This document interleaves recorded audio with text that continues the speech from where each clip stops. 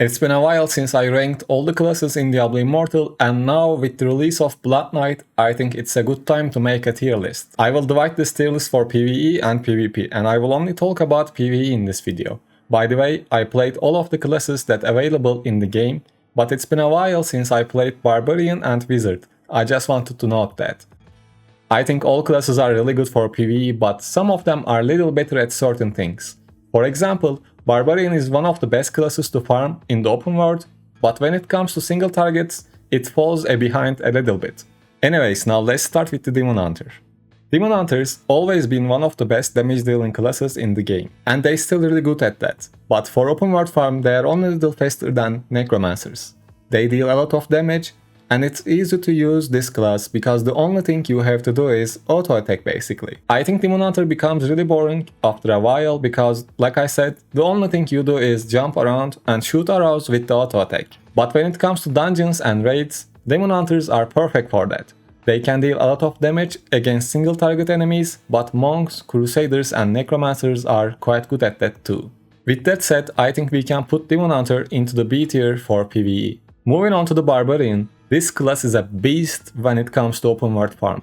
Activate your Wrath of Berserker, sprint and run through mobs with your Whirlwind.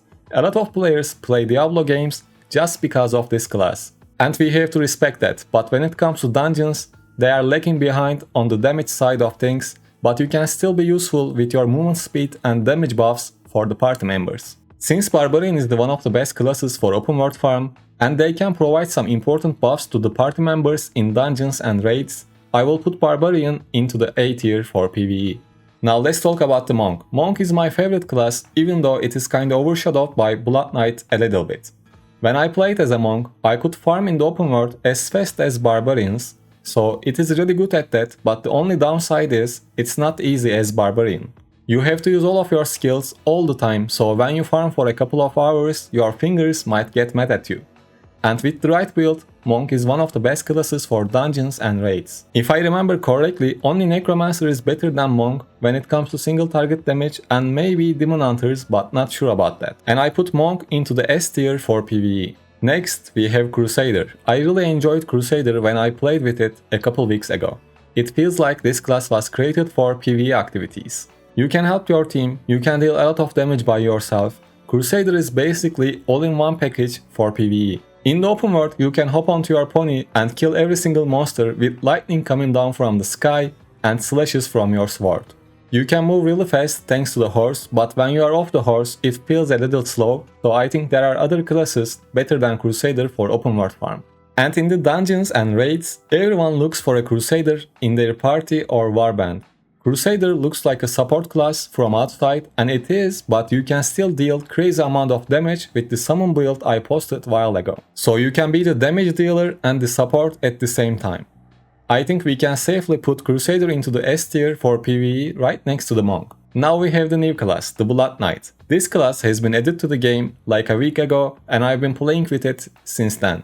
At first, its single target damage felt a little weak, but after figuring out the right builds, it got better.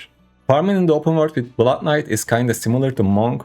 It is almost fast as Barbarian, but you have to use all of your dash skills to keep up, and it might be a little tiring after a couple of hours, just like the Monk. Maybe it's because this class is new, but I am having the most fun with Blood Knight. When it comes to dungeons and raids, like I said, it felt weak at the start, but now it is really good. I already posted some dungeon builds for Blood Knight, so you can check those out for some guidance. Since this class performs like a Monk in PvE, but a little weaker than Monk in dungeons and raids, I will put Blood Knight into the A tier.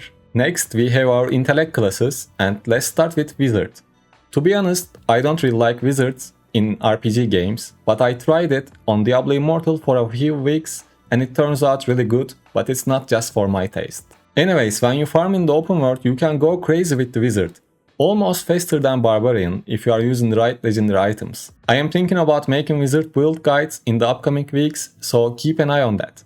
And in the dungeons and raids, it's quite good as well. Wizard have a decent single target damage, but it's not the best, so I will put Wizard into the A tier for PvE. And lastly, we will talk about the king of the PvE, the Necromancer.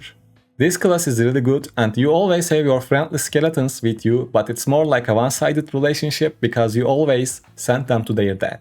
Jokes aside, some of you might think Necromancer is slow for open world farm, but actually it's not. Of course, it's not fast as Barbarian or Wizard, but you can keep up with them if you don't wait for every single mob to die and leave them to your summons. 2 pieces of Izatar helps with your movement speed problems as well.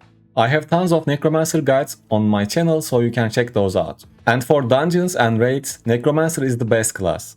You can deal highest single target damage in the game with a Necromancer. With the right legendary gem setup, you can even deal more damage than players with higher resonance than you. Of course, the build you use plays a huge role as well. Like I said, check out my Necromancer build guides if you need help with that. With that said, we can easily put Necromancer into the S tier for PvE. As you can see, we completed our tier list for PvE. I am kinda curious about what do you think? Do you agree or disagree? If you were to make a tier list, what would it be like? Let's discuss in the comment section. And don't forget to drop a like if you want to see a tier list for PvP as well.